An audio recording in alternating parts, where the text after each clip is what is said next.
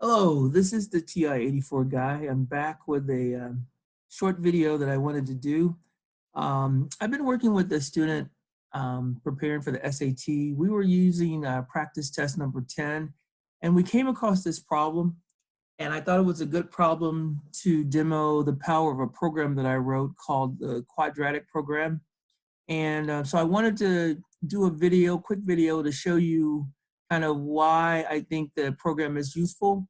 And also I'm going to show you how to use your TI-84 calculator to also solve this if you do not have the program. So I'm going to show you two ways to solve it. But let me just jump into this real quick. What you see on the screen is this is my iPad. I have problem number 36 on pulled up. So it's a number 36 question. So the first thing you should know is that means that it's a relatively difficult question, right? It's near the end of the test. The questions generally get more difficult as you go on in the test. So a 36 question is considered a relatively difficult question. Now, this question is not too bad if you understand how to find the vertex of a quadratic, because basically or essentially that's what we're looking for here. The problem is masked a little bit, but that's essentially what we're looking for. So let me read it and then we'll go over it. It says in the XY plane, a line has the equation y equals c for some constant c, intersects a parabola at exactly 1 point. If the parabola has the equation y equals a negative x squared plus 5x, what is the value of c? Okay, so there's a lot of information in here and I'm going to try to unpack it. First thing, y equals 6 or y equals c. That means that this is a horizontal line with a slope of 0. We need to find the value of c that allows us to intersect this parabola in 1 point. And if it's intersecting if a horizontal line is intersecting a parabola at 1 point, that means it must be intersecting the vertex of that parabola.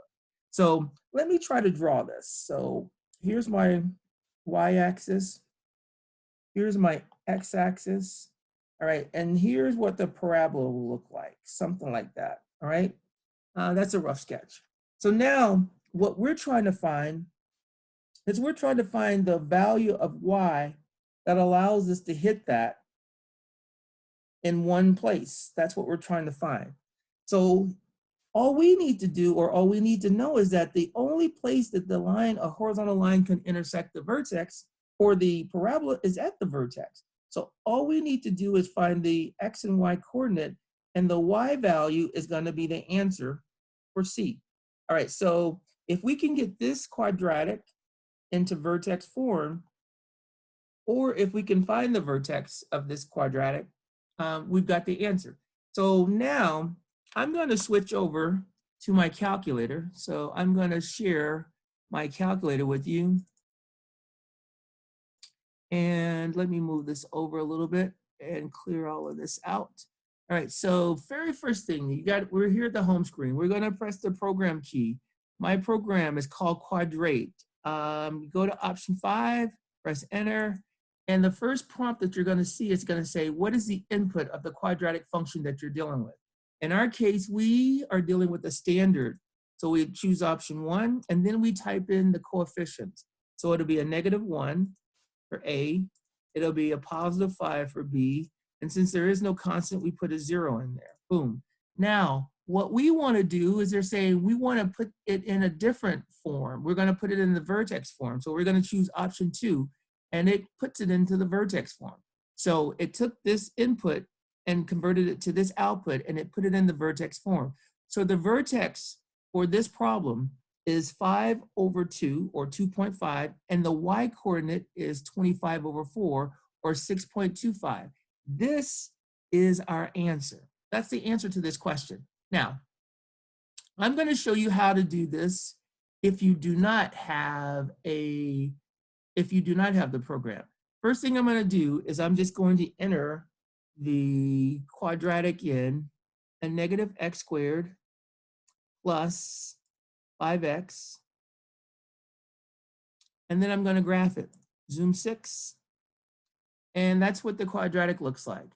What we want to do is we want to find the value of the vertex, and we can use the calculator. And here's the keys that you would press: second, and then the trace key. Let me do that again. Second, and then the trace key. And we want option 4 because we're looking for the max or the vertex in this case. So now, the way you use this feature, you have to be left of the vertex, press enter, and then you have to go to the right of the vertex, right here, press enter. And then so the calculator is going to search in this region for the vertex.